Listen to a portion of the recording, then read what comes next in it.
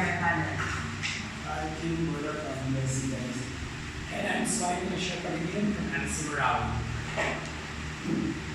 Calling on the Prime Minister, those order please. Here.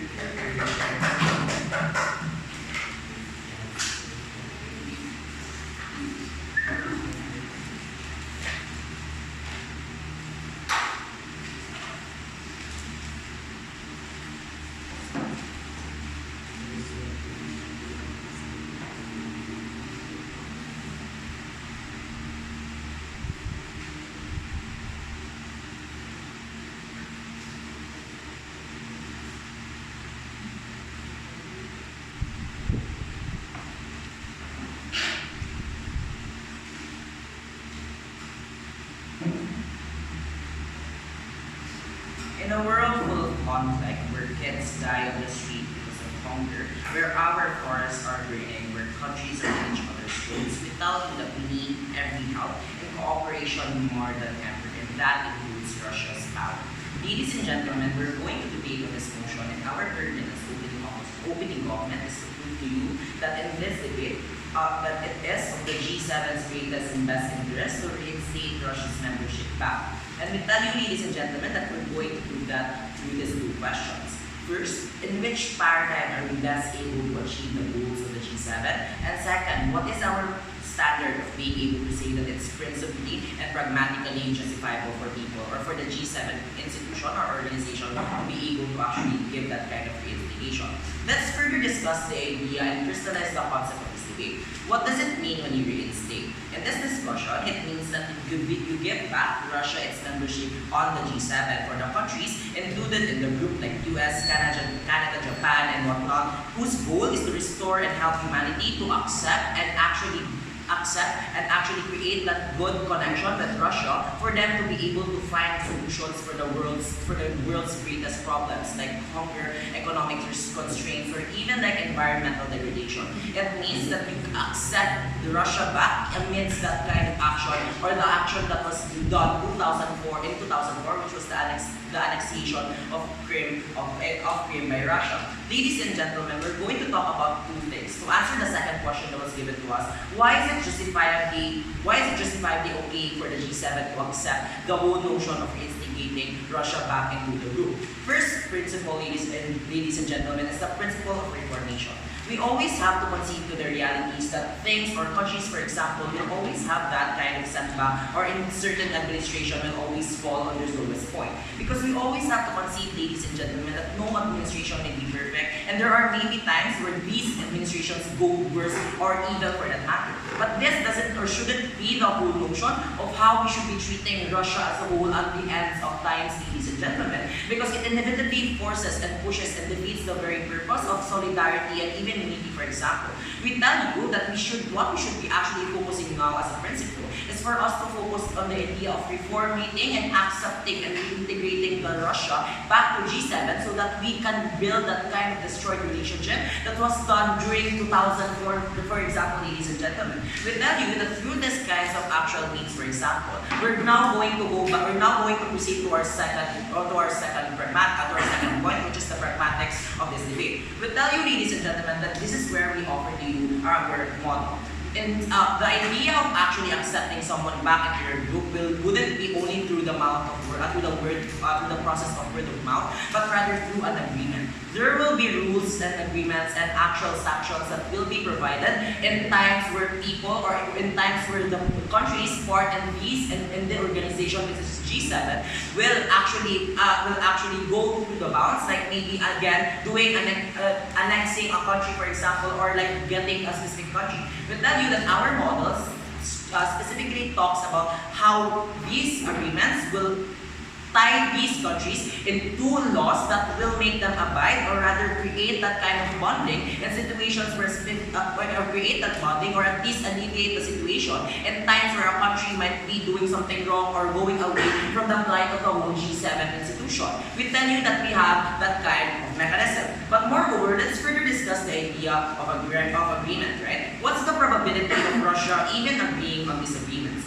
Second layer of analysis, ladies and gentlemen. This is where we also discuss the best interests of Russia. We'll tell you, ladies and gentlemen, that the best mechanism to make a country abide their laws, for example, is if you appeal to their best interests. If you gather the kinds of needs that they actually need in that for a specific matter, and if you actually know how to get into what they need as of the moment. We'll tell you as of the moment what Russia needs is military power and economic leverage. That kind of economic leverage. We'll tell you, ladies and gentlemen, that reintegrating Russia back to G7 immediately gives the country those kinds of actual benefits, because then again, going back to our characterization, you're going to be able to have that connection with these countries directly through the interaction that you get to do when you're actually going to a meeting with them or even creating solutions for world problems. Before that, yes? Why is the G7 interested in ignoring the numerous humanitarian crimes of Russia or the economic crisis that it causes in Ukraine just so that it can build relations? Ladies and gentlemen, if your problem is that Russia is committing or doing a lot of humanitarian crimes, then this is where we intervene that kind of administration.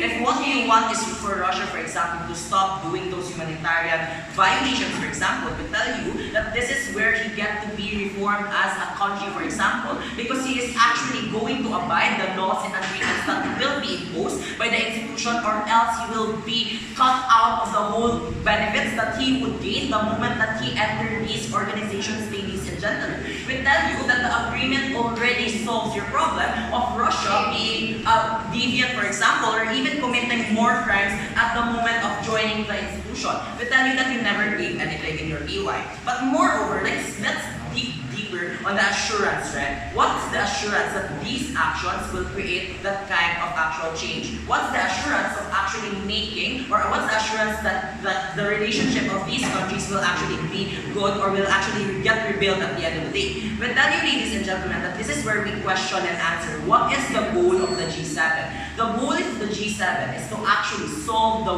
whole world's problem, including the problem of their very own countries. We tell you that their goal is to solve the problem of like the forest in Brazil, for example, the Amazon forest, or even the famine that's clearly ongoing in Syria. Those kinds of actual goals are the goals that is meant, or that is goals that the G7 institution wants to solve. Why? Because, ladies and gentlemen, you understand that the G7 was created for the sole purpose of supporting other countries to be able to create that unified world perception of peace and solidarity. Ladies and gentlemen, that's why countries, for example, create connections with other countries, because they gain benefits like economic leverage, or even that kind of actual support in times of war, because we understand the factor of being able to create allies, and that's the best, and that's the whole perception, and that's the whole essence and actual purpose of G7. Moreover, what have we told you in this debate? Ladies and gentlemen, the only way for us to actually have the best support is if we gather every superpower and put them under one house or under one umbrella that will make them abide rules and will make them have that kind of prerogative to actually abide them, because their best interest will be achieved the moment that they connect with these countries. If you want to solve or at least mitigate the deaths of a lot of people because of societal and worldly problems, side with the government. Very proud of propose. Speakers go for 7 minutes or 35 seconds.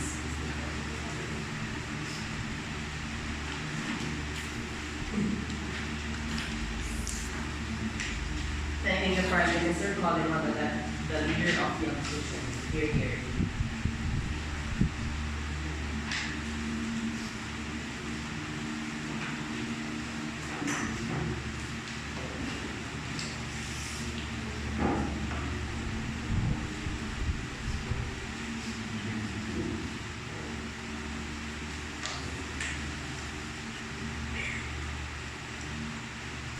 Let's call out the very simplistic case coming from PN, because it assumes that all international orgs function like the UN, who wants to ultimately achieve peace and border security in the entire international cooperation, which they're not doing anyway, but secondly, that they're humanitarian in nature. This means that they have no discussion on what's the actual interest of the G7 as an economic interest organization, and not to solve the entire world's problems at the end of the day. So what's the premise coming from PM? That G7 is a humanitarian organization like the Red Cross or UNHCR. Number one, this is false, because in the info slide, it's clearly stated that the G7 has a particular interest in economic issues, and I'll discuss why that interest exists in the first place under my constructives. But basically, the G7's capability to economically impact a lot of these nations make them grant them the right to become part of this organization. But secondly, even if, right, that the G7 does have humanitarian interests, Russia's annexation of Crimea and other humanitarian crimes that it's already doing in Ukraine and other Baltic states already disqualifies them under their own standards, because under the very fluff case of PM, apparently humanitarian interest is the goal in this debate, which it is not. His response to my POI is that the G7 can better intervene with Russia's policies if they reinstate Russia in the first place. Number one, like I mentioned, that's not the job of the G7 of an economic interest operation. But secondly, Russia's inherent hostility with a lot of the Western states that exist in the G7 today already make it unlikely for successful intervention to exist. And it's likely, under their model, that if you do intervene with Russia, it's more likely to cause greater economic imbalance in the whole debate. So let's discuss what the G7's actual purpose is and what the history of the G7 is. A short discussion is that the reason why a lot of these states come from Western countries is because after the World War II and after the Cold War, these are the states who are most capable to be economic powerhouses and they're most stable in their economic interests. No, that means that they have the capability to shape the world economic interest, and they have the capability to impact the economic interests of other smaller nations because of the trend of globalization. This means that they're the most economically powerful countries. They have the ability to affect nations with their decisions in terms of economic policy. This means that the standards that they set, which is probably a free market standard like we see right now, means that they also affect a lot of other states at the end of the day. This means that as a member of the G7, you have two aspects to your personality. Number one, you get the privilege of international recognition, of international power, but secondly, you are able to set standards for the international community to the kind of trade rules that you want to set, to the kind of market that you want to have for the global economy. But what's the opportunity cost of being a member of the G7? There's an expectation that you are, number one, not the one who's going to cause economic crises in the first place, because why would you want to create problems that you may not be able to solve? But secondly, it's to avert or prevent other economic crises that happen in other countries. Why is this unlike other global cooperations? I'm going to disprove PM's premise in this case. Because number one, it's composed of major economic powers. This means that their qualifications to become part of a G7 is not because they're humanitarian in nature, but because they have the capability to affect smaller nations with their economic policy. Their actions can be felt globally. This means that the kind of people that the kind of states that we do allow into the membership of G7 is important, and their nature is important.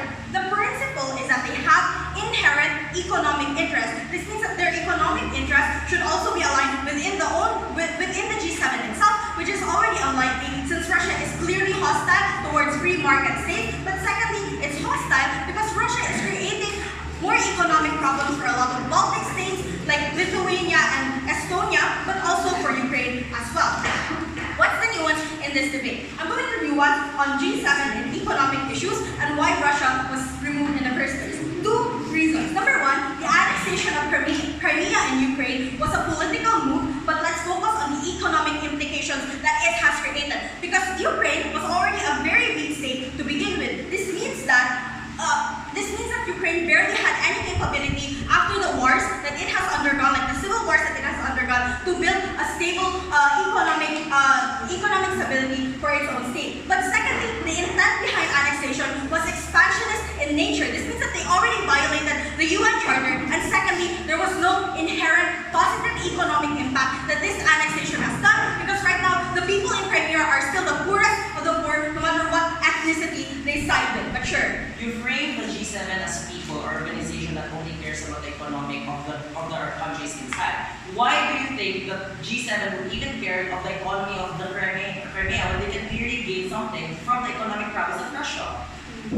Don't think that it's fair to assume that just because it's a weak state, we should no longer side with these weak states. We think that it's more important for the G7 as the only actor in this particular international economy to solve the economic crises that happen in these weak states. We think that the economic power of Russia, which you have not proven anyway, is not as important as the capability of G7 to make good on the opportunity opportunity cost that it needs to that it has when it comes to being a member of the G7.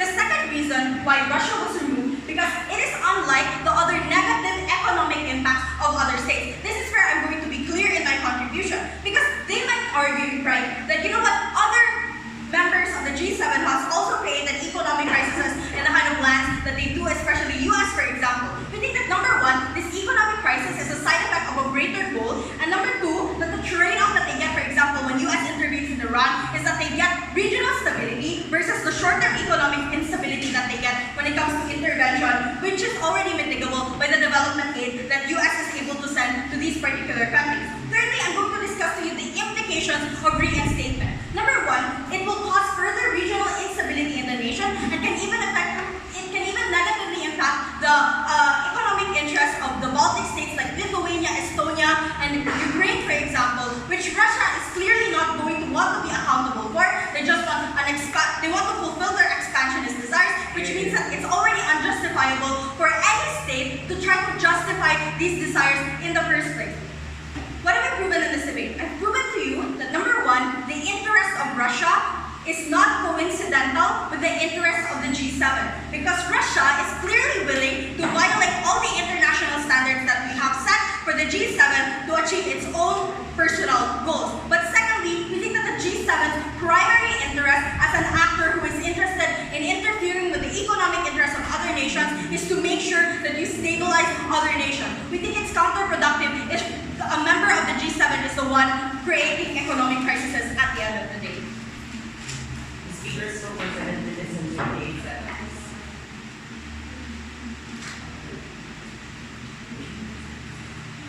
Thanking the leader of the opposition, calling on the Deputy Prime Minister here.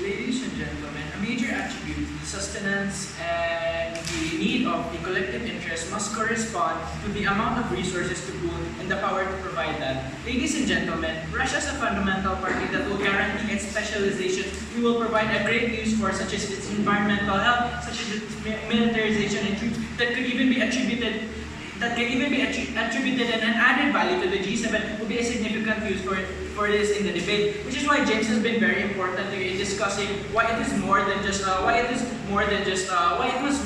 Russia's economic interest here. But rather than that, we will debunk the idea that even if it was not Russia's economic interest, their personal agenda would still create a better trade-off for how Russia can be used in the G7 as a pivotal power here. I'll be presenting to you two extensions in this debate. First one, the quality of reformation and how that notion the G7 can provide for sanctions that will alleviate plausible violations. My second one being how the sustenance of that will continually exist. But before that, a few layers of rebuttal to the previous speaker, right? They told you that it's not G7's main responsibility to help other countries, right? Moreover, but apparently if it's Crimea, when they're suffering, there's an innate interest for G7 to actually stabilize and help the country because Russia is the perpetrator here. There's already the personal agenda adhered to their side, saying that Russia is the enemy here, and we don't want to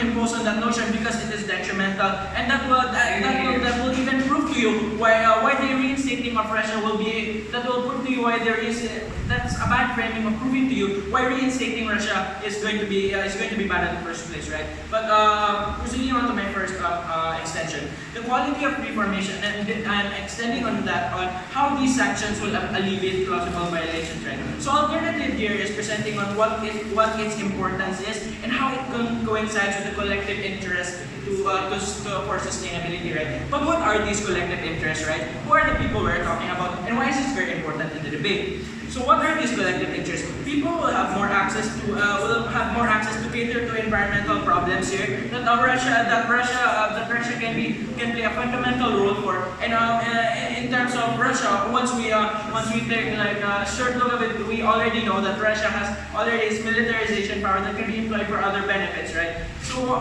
yeah, the collective interest there is that Russia being reinstated is going to prove to be a great ally, and the significance of that coincides with the collective interest for the people. More importantly, how does that work and what does that mean for the G7? Even if, the idea of guaranteeing Russia's economic benefit, specifically from a member of the G7, the United States, we are going to accept the trade-off that the United States will have to give them political leverage for inhibiting humanitarian grants, right? That is how we are going to impede Russia and regulate the conflict and the proliferation of humanitarian crimes as done before, right? Because we're going to give them the benefit of the doubt by telling them, we're going to provide to them an avenue by saying that, hey, you're going to benefit from this party if you're going to the G7, because we're going to have to give you political leverage over the United States, which the United States will considerably have the better trade-off by knowing that we can assert more power and pool more resources for the benefit and the economic benefit of Russia right later. So what is their standard for sanctioning, right? It's already clear that sanctioning must go to the standards of harm between each member of the direct harm between each member of the G7, right? And the disincentive to maintain a good reputation. So if Russia is continually going to paint a bad image on how if ever they are going to be reinstated. If they're ever going to be reinstated for G7, right, they must not have this incentive to maintain a good reputation. However, by setting the standards that Russia is going to get this benefit specifically from a party that they have a large conflict with, such as the US, because tension is built there, we think that it is not in Russia's best interest to collude with that and create bigger conflict, because they see the better trade-off of the exploitation that is going to be existent there, right? And how is this going to be sustainable later? The likelihood of instigating conflict will be alleviated under that paradigm, and we see that Russia cannot employ violent means because they know these members will not tolerate this, and under their sanctions, yeah. So the providing of essential militarized and specialized environmental and militarization power will always be a significant factor to look into this debate, because on our side we're providing to you the better trade-off of what Russia can provide, and how there is the diplomatic means of remediating the conflict, regulating the conflict that will be that is not going to be plausible under our paradigm and on the alternative presented, and how there, even if it was their personal agenda, we will not deviate to a major detriment. We will not deviate to the major detriment at the very end of the day. But we will accept the trade-off that we can use and pool their resources for the benefit of the G7. But yes. Ironic for OG to claim to create a humanitarian paradigm when they are clearly willing to abandon Ukraine because Russia can apparently contribute more to the G7, which they haven't proven in the first place. What are the barriers? Number one, that Russia is so significant to the G7, they haven't proven. Secondly, that Ukraine's economic collapse is necessarily. Russia is a very significant member to the G7 whenever we reinstate them, because Russia's extent to the economic benefit will play its part to the countries nearby. And on our stance of saying that we're not going to burden ourselves by stopping the humanitarian conflict, right? At least we have provided you on our alternative. Russia is going to impede that on that behavior, that they're going to commit acts against humanitarianism, right? Because Russia will knowingly and have to will accept the trade-off from the sanction by saying that we're not going to commit crimes, so we're not going to commit crimes anymore because we already have the benefit given to us that we more or less need at the very end of the day. So what have I told you? I've told you this is the significance of Russia as a pivotal player in the G7, right? And how that is going to be sustained through diplomatic means, and we are going to remediate that conflict by providing them an alternative that they won't refuse, right? And having said that, I'm very proud to propose. The speaker spoke for 7 minutes and 8 seconds.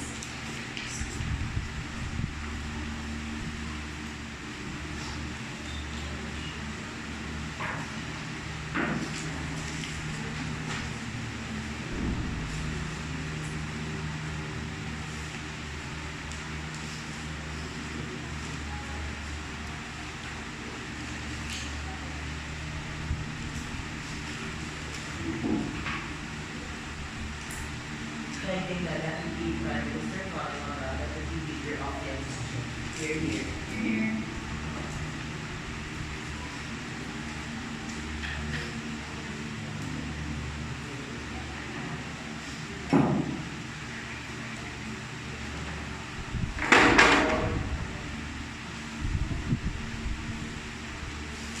Mr. Chair, reinstatement implies a burden on opening government explained why status quo is not working. This is coming from opening opposition. It was clear coming from ASH that there is no urgent need to reform or to change the actors that are guiding the principles that create the framework for the global economy. We think the G7 is doing fine as just a 7-member panel and not as the G8 because they're able to help, for example, the economies of smaller states. They're able to facilitate mobilization even in far-flung countries like the Philippines. This is an important thing to point out because there was no urgency coming from opening government. So even if they have all of these benefits under their model, which by the way was unproven, we don't understand why those benefits have to be catered to a status quo that is already working, especially when ASH presented numerous harms as to why in principle the actions of Russia do not misalign them with the priorities of G7, but number 2, why the reinstatement will create more harm. But I'm still going to engage with the best cases of opening government in the rest of my constructives. But first, let's have a few rebuttals. Number 1, clearly opening government does not understand who G7 is. They tell us that economic principles should not be the main consideration. But what are the other considerations that they have presented? Number 1, they said that the G7 should be concerned about the world hunger. But we have the World Health Organization for that. We have UNICEF for that. They say, for example, that G7 should be concerned about world peace. But we have the United Nations for that. The new one was very clear, coming from ASH, that when we talk about the G7, they have a special focus on economic principles. Why? Because these major countries who comprise the top 7 of the world's economy understand that their actions create numerous economic repercussions for the rest of the world. Obviously, they can discuss other priorities, but their main stance and the main dividing and the main common denominator between all of these states are their economic prowess. That's why we think that if you have to analyze what should be the action of G7, it should be through the lens of where do we create the best economic repercussions for the rest of the world, or in principle, are this in line with the economic principles that we want. But second, they say that all of these countries will lose Russia as allies. Mr. Chair, first level of response, this is false because countries in isolation can still continue to make trade deals with Russia. Because our case, coming from Coco, was never to ban Russia from ever making trade deals with any countries or to completely isolate Russia in the global economy. Our case was that Russia should not be a key player in guiding the principles of the global economy. No response coming from opening government or why trade deals is mutually exclusive with membership in the G7.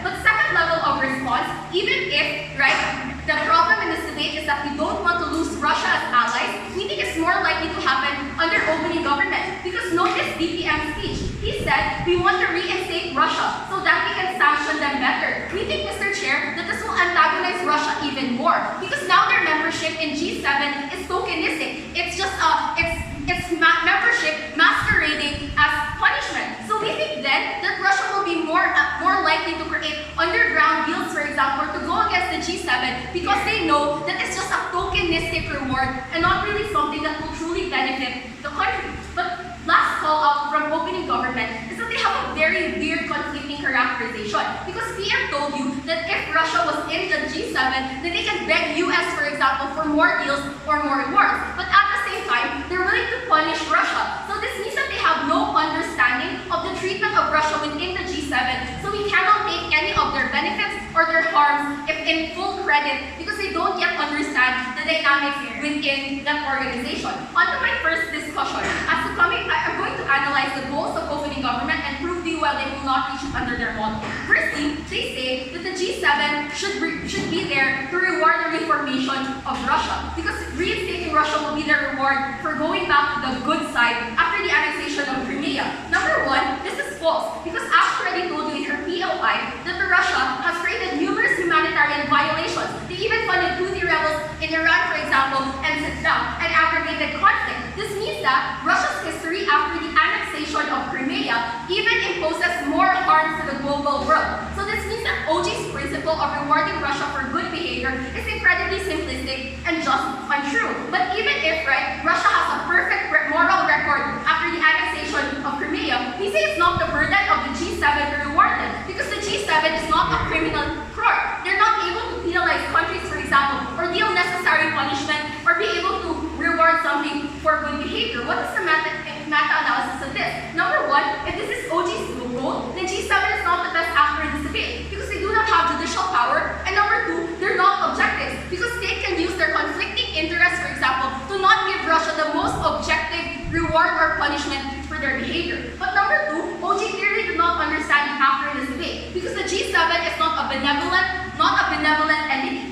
Not a benevolent entity. So this means that the best thing that they want for Russia is not something that is born out of objectivity and judicial power, but rather one that is subjective and just simply unprincipled. So we think they do not reach their goal. Second discussion, they say, coming from OG, that Russia should solve all the problems in the world. First level, we say this is false because G7 does not have the capacity, for example, to deploy peacekeepers or like anything else that the UN does for to deal first aid like the Red Cross. So this means that even if it is true that the G7 is the one that can, this means that it is false. The G7 is the one that can solve all the problems in the world. But even if I'm going to engage with OG's best case, we say that the reinstatement of Russia will further impede problems.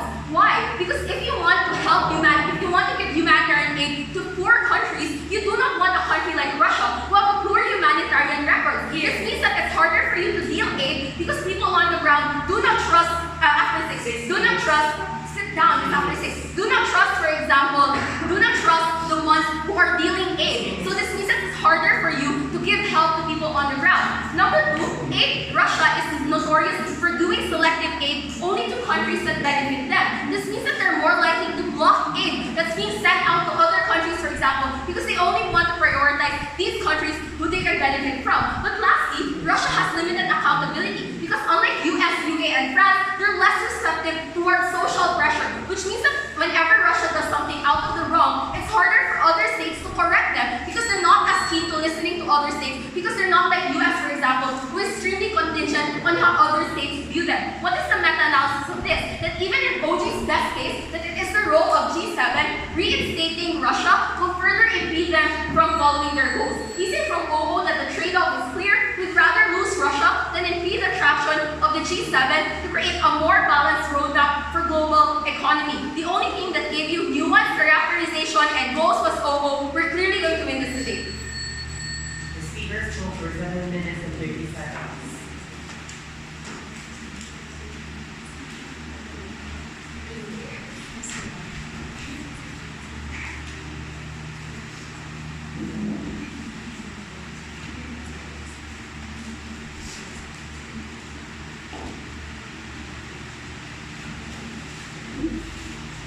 Thanking the Deputy Leader of the Opposition Calling on the government here.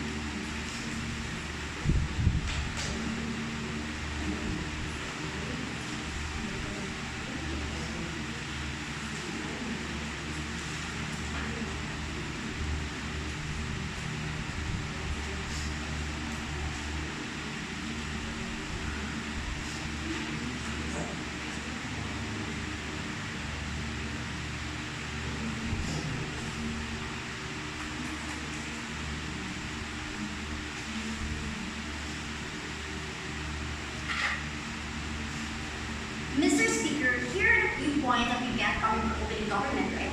First, that we told us that you know what, we're going to help poor people at the end of the day if we're going to reinstate Russia. Like for example, providing them humanitarian aid. And second is that they're going to instigate conflict. For example, stopping Russia from annexation in other countries. But mind you, Mr. Chair, that in a very first point that they get is that there's no operationalization on how we're going to help those people who actually suffer underground. And in closing government, we're going to fill that out. And second, that they told us that instigating conflict, that we're like stopping Russia from harming other countries, for example. But Mr. Chair, there's really no likelihood on how Russia would actually stop from annexation of another country, right? Because in our current status quo, why in the very first place we suspend Russia? It's because this is their way of penalizing this country in conflicting our annexation in Crimea, for example. That is why, coming from closing government, our traders in this debate is that we concede to the fact that this is kind of wrongful action that is inflicted by the Russia and in itself. That is why it is just justified that Russia was suspended, right? But we need to take in action that it is very assumptive to say that what happened in the past would actually happen now in the future. But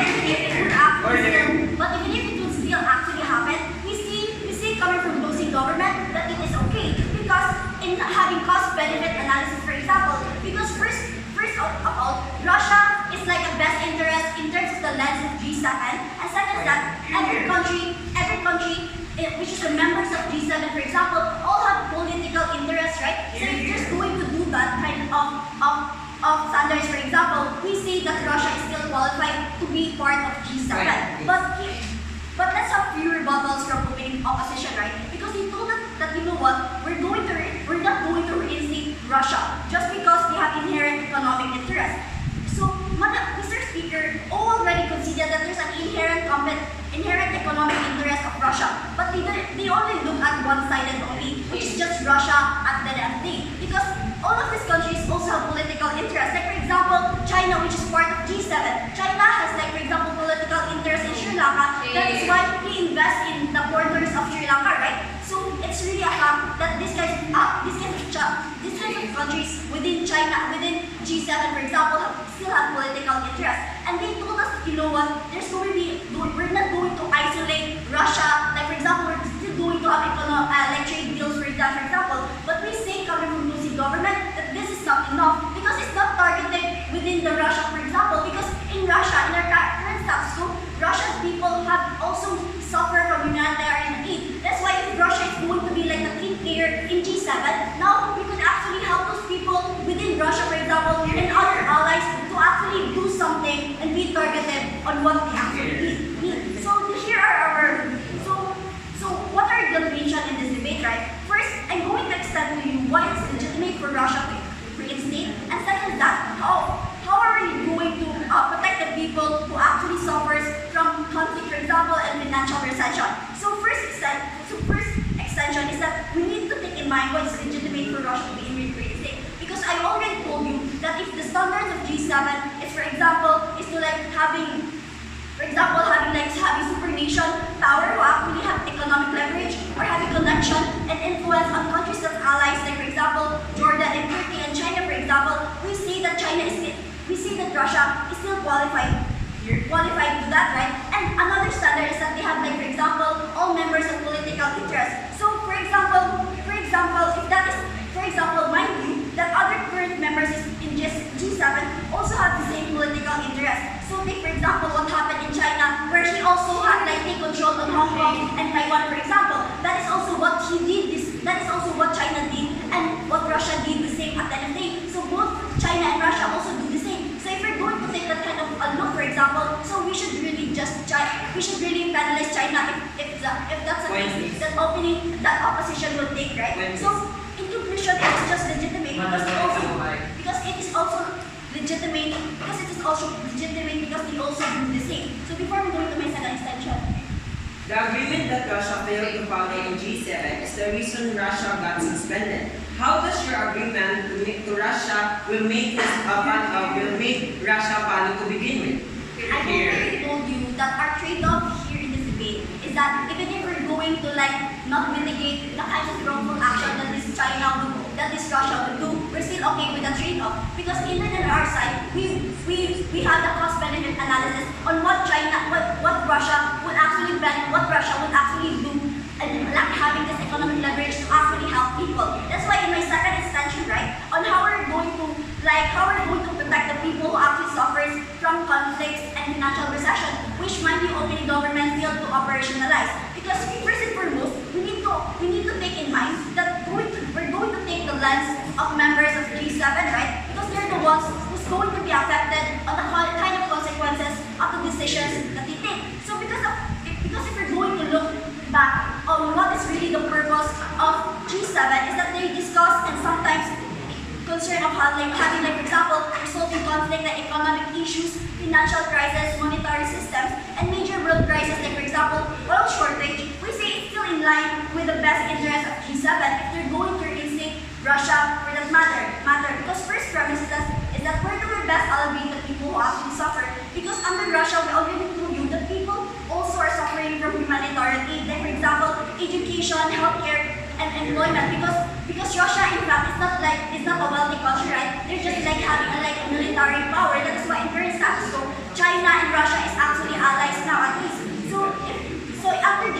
Under the G7 lens, for example, they also have the moral responsibility to also solve the conflict within Russia people. So if their main purpose is to help alleviate these people who actually suffers, right? So because in the very first place, under opening opposition's best case is that why they don't want to reinstate G7, doesn't want to reinstate Russia because like they just have annexation of Crimea, but they are already promised but if we're going to look at that, Crimea have also like for example we already given them humanitarian aid and developmental aid. So that kind of issue, for example, is already solved at the end of the day. So as G7, you also need to cater all people who actually suffers because under opening opposition, those trade deals is not going to work because it's still not enough. Rather than our best case, where if we're going to reinstate Russia, for example, we could actually earn a lot more, which is targeted and more beneficial in and of itself. So we say coming from closing government that we need to reinstate Russia in order to provide collaborative action in and of itself. So as a member of government, I'm very proud to close things.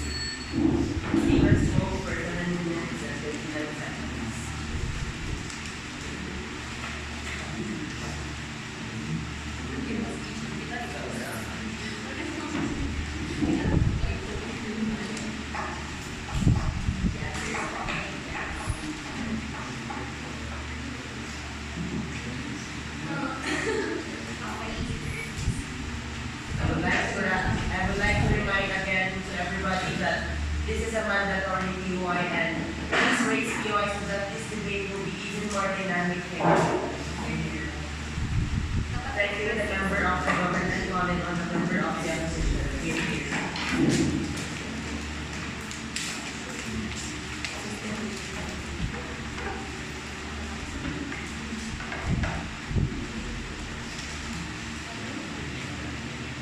Closing government came to this debate and conceded that Russia has done something wrong in the past, and they told us that hey, Russia should be reinstated primarily because it has happened in the past, and there is a change of situation that is happening right now. But first question to them is, did Russia really resolve its humanitarian violation in the past to the point that Russia has to become member of G7, Mr. Speaker? Because they told us that every country has political interest, right? Because this is why Russia is suspended because of Russia's political interest. Russia has done too much compared to other countries, which is why Russia is the only country that is suspended by the G7, Mr. Speaker. Why is this so? Because we have to follow the standard of G7, because G7 is the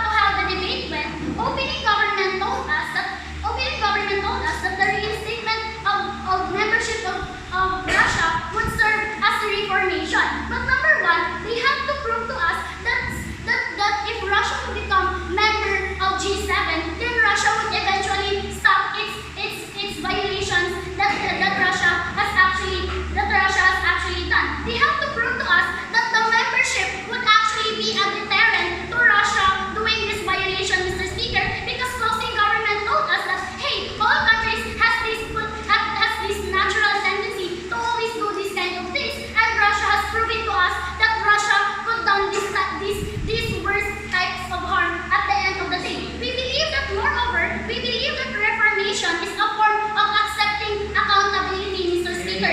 G7 would become a defender of Russia, especially they have confirmed that by reinstating Russia, Russia has passed its standard to become member of G7 at the end of the day, right? Why is this so? Because G7 would also be held accountable for Russia's issue. Because number one, it creates unnecessary harms towards G7. And number two, let's talk about Russia's interest, right? Because if we talk about the best interest of G7, G7 would now be questioned by the humanitarian violation created by Russia. Why is this so? Because G7, given that G7 has accepted Russia, this means that G7 also consented that Russia's doing is totally fine at the end of the day, which grants them the membership, Mr. Speaker. Why is this harmful? Because it creates unnecessary burden towards G7. We believe that given that G7 is an international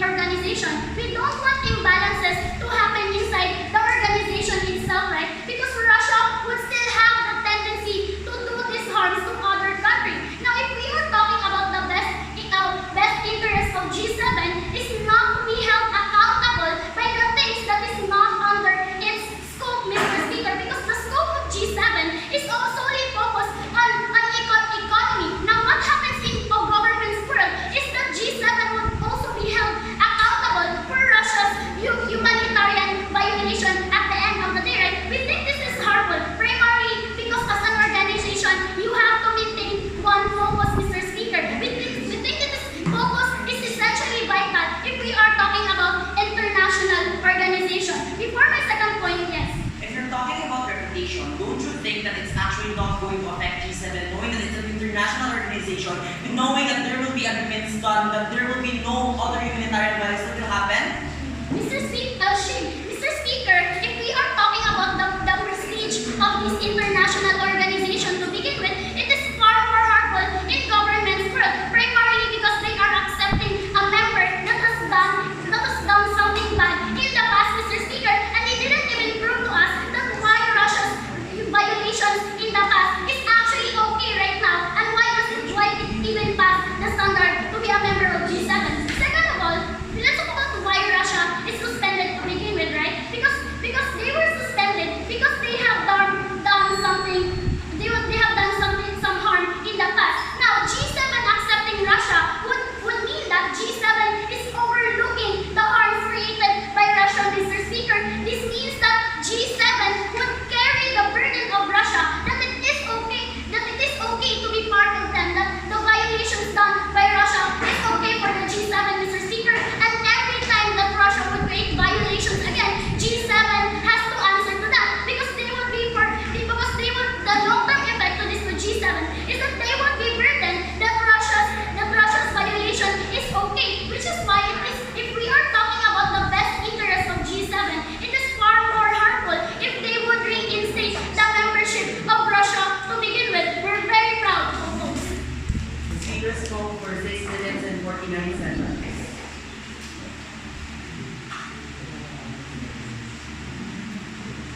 Thanking the member of the opposition calling on the government with here.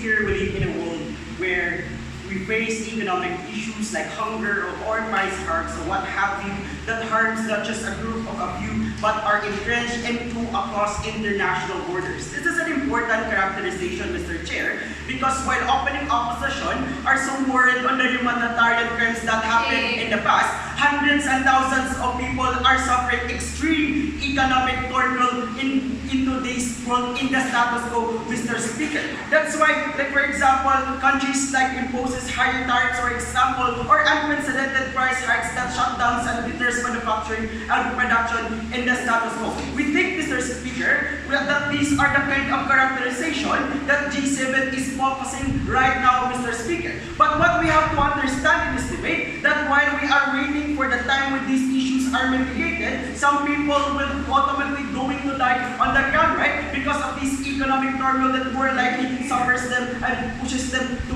have no luxury of every luxury to live life to the fullest and to the extreme, Mr. Speaker. Look, this Speaker, because you have to understand, right, that before any case coming from whole opening or from the whole opposition is going to work into this debate, they have first to prove to us why G7 at the moment is enough to work with these kinds of deterrence, Mr. Speaker. There was no discussion or even a little discussion on why that particular principle is true into this debate, right? But okay, we have to engage, right, into the closing opposition's best case about Russia's reinstatement with G7 will just automatically harms them on the ground. We think that this is very assumptive from closing opposition.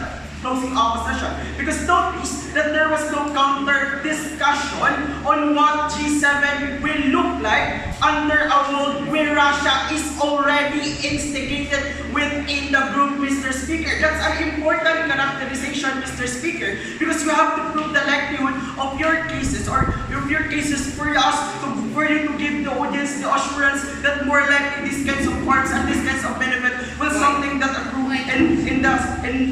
at some point, Madam Speaker, later. That's why I have two comparatives in this debate, right? First, I'm going to explain to you where G7 interest is best achieved, but secondly, where's the world better off, right? On the first issue, where G7 interest is best achieved, right? Opening up the session came to this debate that telling us that the interest of Russia does not coincide with the interest of G7 because more likely they're always willing to violate humanitarian laws. Mr. Speaker, this is hilarious, right? Because number one, the moral interest of Russia is to cope up with these countries like Japan or United States, which are more likely members of the G7, right? And what have you? Means to say, Mr. Speaker, that to be part in the discussion of countries for economic foothold across international borders is of so much importance to Russia in and of itself. But secondly, Mr. Speaker, if the main interest is to stabilize the world's economic profile,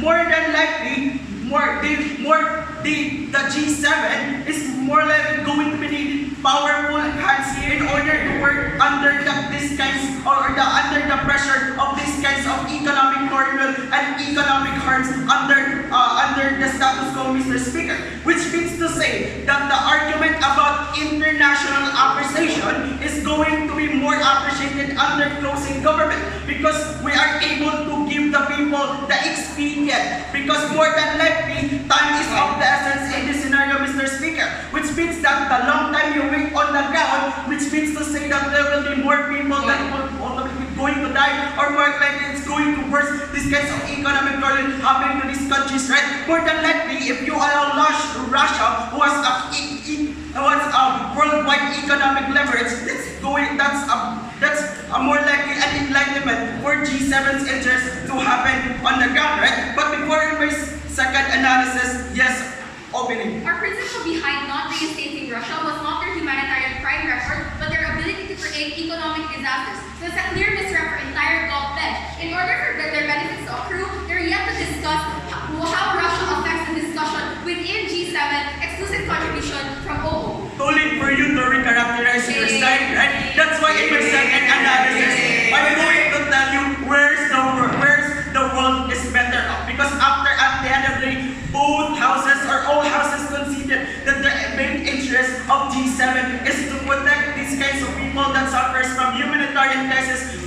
humanitarian crisis that brought to you by economic crisis at the end of the day. That's why in this debate it is very important to weigh, right? We have to weigh. Are we going to go with the future harms that Russia will give to you, which is more likely assumptive and not sure that we're likely going to happen, right? Or we will allow Russia to help mitigate this kinds of problem at the end of the day? Because more likely, Madam Speaker, you have to understand that we are debating under the lens of the members of the G7 in and of itself. Then more likely, these members are going to protect themselves more likely. So which means that in order for this G7 to gain support system coming from these different countries, especially these countries who are smaller countries, they need these guys, powerful countries, to be part of the group. Because more likely these powerful groups have alliances, especially to these smaller countries who are more likely the same countries who are going to support the system in and of itself for these kinds of group to be represented at the end of the day. That's why in conclusion, it's better under closing government. The world is better under closing government when you know what we don't allow, or we are being expedient in terms of discussing these kinds of economic problems that's happening on the ground, because more likely people are wanting this, and there is a high political pressures that's going on, which is more likely problematize every state across international borders. And the benefit of having these kinds of deterrence being yourself can only get by closing government, especially that Alexa told you. Alexa have also proven to you the cross benefits that you get under closing benefits. But secondly, Mr. Chair, you have to understand that we are the only side in this house who have given to you the trade-off in this debate, right? That we are willing that you know what, we're okay with this humanitarian crisis that happened in the past, because more likely there's no assurance for them to say that these kinds of humanitarian crisis can still happen in the future, right? Which means that we are being the one who is hardline and not playing safe into this debate. Never been prouder for propose. Thank you. Speaker spoke for 7 minutes and 18 seconds. Standing the government with, calling on the opposition with. Here.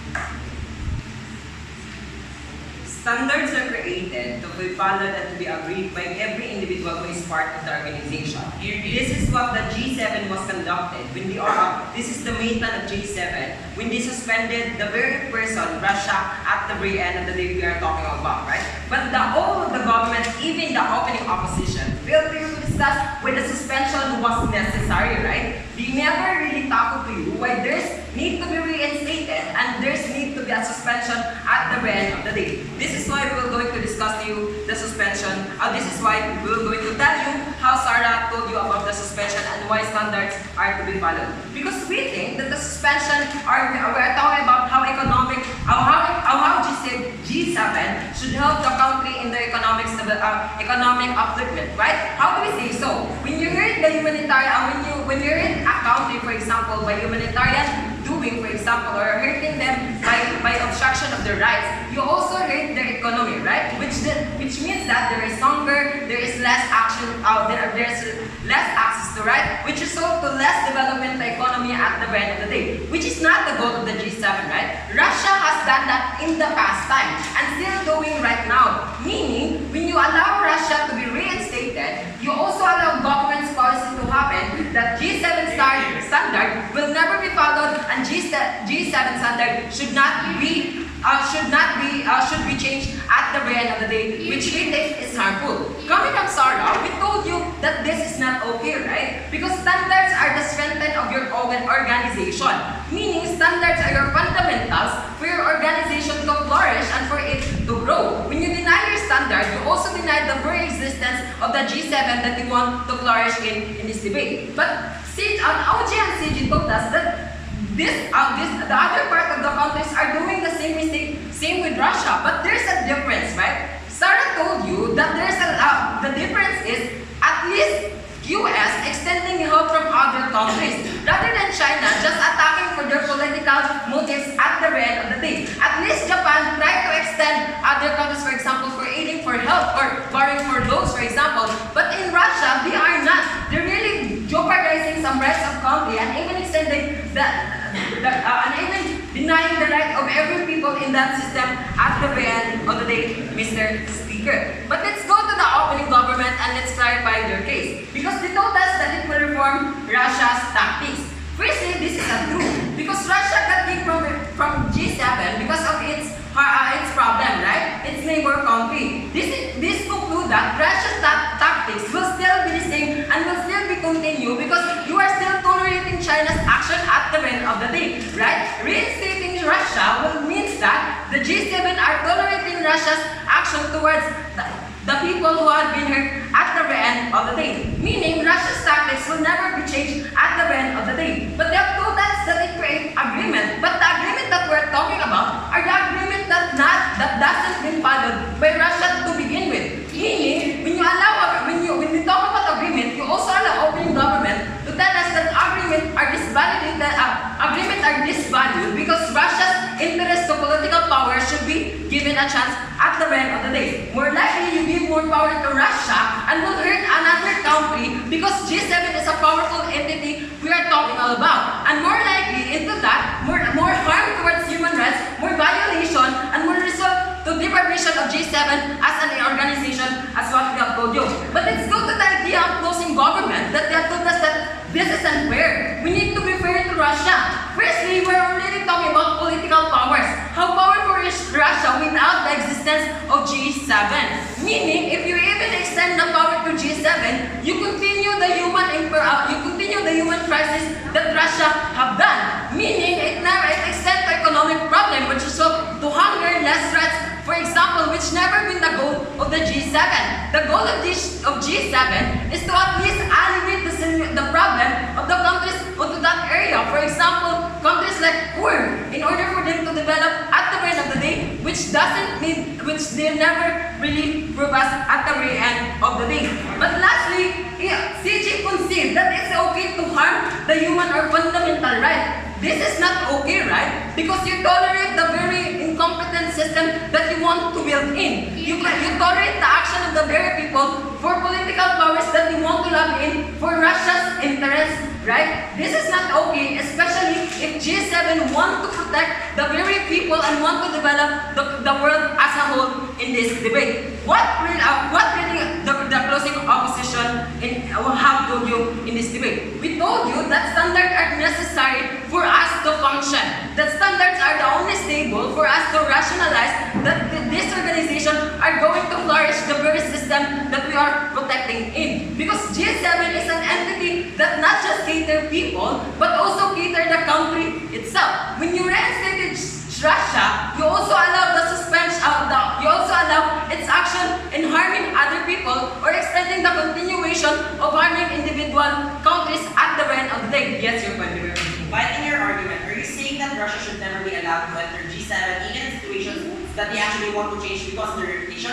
Second, your harms were already discussed by OO. What's your contribution to make your case? The only contribution that we have is you never told us why the suspension was really present in the very first place, right? No one of you has the real matter in this debate, right? You just told us the real context into that idea. But firstly, in your side, you continue the deprivation of Russia because again, Russia's already tactics, even if he is not part of G7, he still hurt other countries, for example, right now, annexing the other countries, for example, meaning the continuation for the deprivation of right was still going to exist at the very end of the day. In opposition side, we believe that there's a value of the standard to be followed at the very end of the day. And what does it mean? Only the closing opposition have told you. Only the closing opposition is the team who told you why the standards are important factors in deciding the decision toward the reinstation of Russia, for example. Because this is the only thing where we can clearly rationalize where people express and where the organization will going to flourish at the very end of the day. When you go with the government side, you deny the very existence of the standard, but also further harm the G7 that you want to protect in, which clearly will going to impede the further development of the G7 as an organization, as an international group, for example. That would be all. Thank you. If you years ago, we're going to